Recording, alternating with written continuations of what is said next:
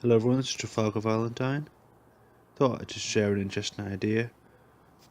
This is from Manly P. Hall's book called The Secret Teachings of All Ages. There's a little section about called The Philosophy of Colour. And it starts off with a quote. Light, writes Edwin D. Babbitt, reveals the glories of the external world, and yet is the most glorious of them all. It gives beauty, reveals beauty, and itself most beautiful. It is the analyzer, the truth-teller, and the exposer of shams. For it shows things as they are, its infinite streams measure off the universe and flow into our telescopes from stars which are quintillions of miles distant. On the other hand, it descends into objects inconceivably small, and reveals through microscope objects 50 million times less than can be seen by the naked eye. Like all other fine forces, its human life must immediately perish from earth, and generally ruin take place. We shall do, then, to consider this potential and principle of light, its component of colours, for more deeply we penetrate into its inner laws, the more it represents itself as a marvellous storehouse of power to vitalize, heal, refine, and delight mankind. Since light is the basic physical manifestation of life, bathing all creation in its radiance, it is highly important to realize, in part at least, the subtle nature of this divine substance. That which is called light is actually a rate of vibration causing certain reactions upon the optic nerve. Few realize how they are walled in by the limitations of the sense perceptions. Not only is there a great deal more to light than anyone has ever seen, but there is also unknown forms of light which no optical equipment will ever register. There are unnumbered colours which cannot be seen, as well as sounds which cannot be heard, odours which cannot be smelt, flavours that cannot be tasted, and substances which cannot be felt.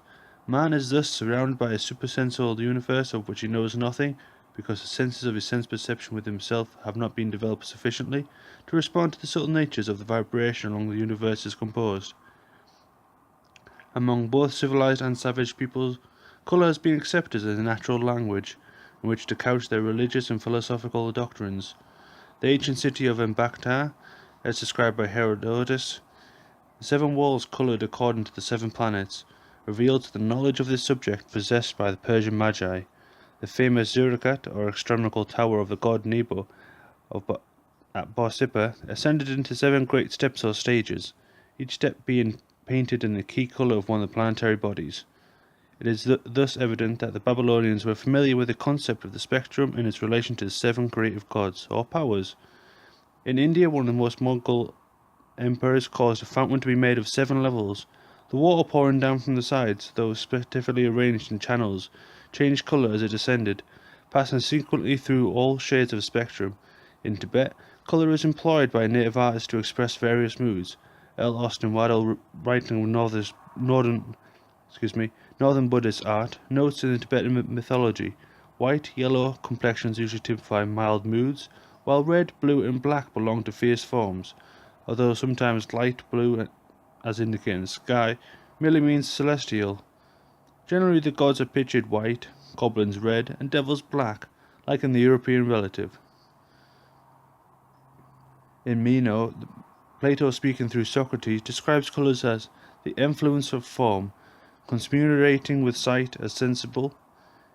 In Theodotus, he discourses more at length on the subject thus: let us carry out the principle which has just been affirmed, that nothing is self-existent, and then we shall see that every colour, white, black, and every other colour, arises out of the eye meeting the appropriate motion, and that we term the substance of each colour is neither active nor the passive element, but something which passes between them, is peculiar to each percipient. Are you certain the several colours appear to every animal? Say a dog as they appear to you. In the Pythagorean Theoretics,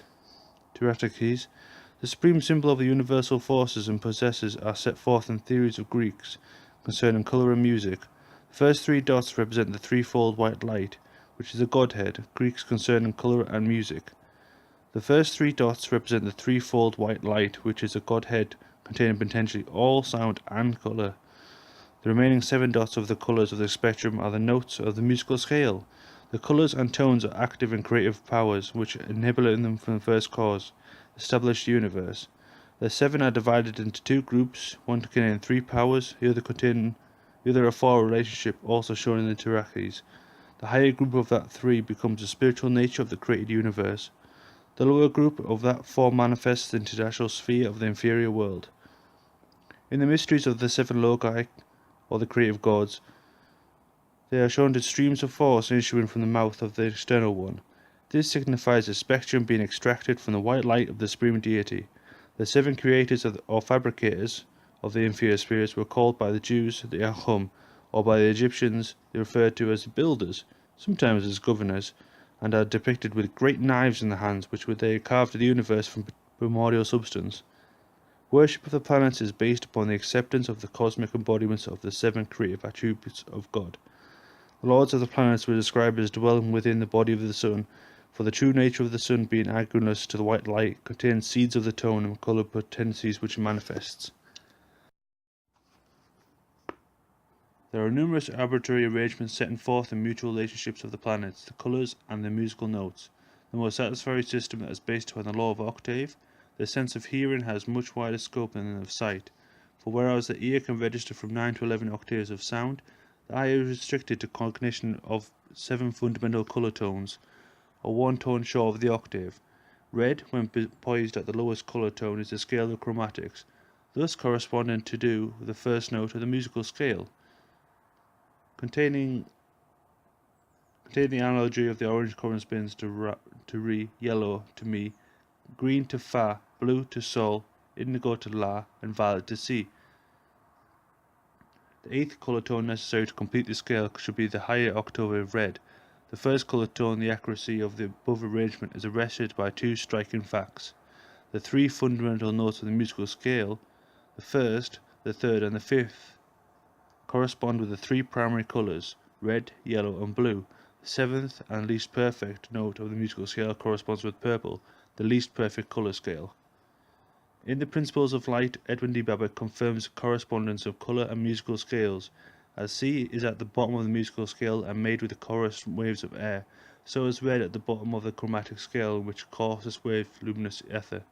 As musical note of the seventh note requires 45 vibrations of air every time note C at the low end of the vibration scale requires 24, or a little over half as many to do so in the extreme violet requires 300 trillions of vibrations at either second, while extreme red requires only about 145 trillions, which is much more as half as many. With one of the musical octaves is finished, another one commences and progresses with twice as many vibrations as well as used in the first octave, and so the same notes are repeated on the finer scale. In the same way as the scale of the colours visible to the ordinary eye is completed to the violet, another octave of the finer invisible colours with just as twice as many vibrations will commence and progress on precisely the same law. When colours are related to the 12 signs of the zodiac, they are arranged in the spokes of the wheel. To Aries is the assigned the pure red, to Taurus red-orange, to Gemini pure orange, to Cancer orange-yellow, to Leo pure yellow, to Virgo yellow-green, to Libra pure green, to Scorpio green-blue, and to Sagittarius pure blue, to Capricorn blue-violet, to Aquarius blue-violet, and then to Pisces violet-red. In expounding the Eastern system of esoteric philosophy, H.P. Blavatsky relates the colours to the sedentary consistency of man and the seven states of matter as follows. Here is a little diagram. It has colours on the left hand side and the principles of man in the centre. Colour violet is the principle of man to the chaya or etheric double, and the state of matter is ether. Indigo refers to the higher mantis or the spiritual intelligence, and the critical state called air. Blue, the auric envelope. Steam or vapour is a state of matter. Green is the lower mantis or animal soul, which goes to the critical state. Yellow, or the buddhi or the spiritual soul, goes to the spiritual state of water. Orange, or the life principle, goes to the critical state. And red, the Rama Kappa or the seat of life, refers to the ice. Sorry, that was the seat of the animal life, refers to the ice. This arrangement of colours of the spectrum and the musical notes of the octave necessitates a different grouping of the planets in order to preserve the proper tone and colour anomalies. Thus do become Mars, i.e. the Sun, Me, Mercury, Fa, Saturn, Sol, Jupiter, La, Venus, C, the Moon. So that's just the extract from the book. Excuse me for the not very professional reading. It's just a bit difficult with words and stuff like that, and got a bit complicated with the musical kind of correspondence. But it has some interesting correspondence to religion, light, the musical octaves and stuff, and the gods. And so when you realise that I have these 7 colours that you draw these pictures with, just remember how much they actually represent in history. It's not just colours of art, but these are actually colours that correspond and categorise a lot of the effects that make up reality itself. Because the colours represent the number 7, 7 is a very strong correspondence in a lot of religious thinking and a lot of scientific thinking as well. It's just interesting to think about when you just see those 7 colours, just to remember how much those 7 colours really do mean, and how important it is with light and these colours that make up the world. Thanks very much for watching.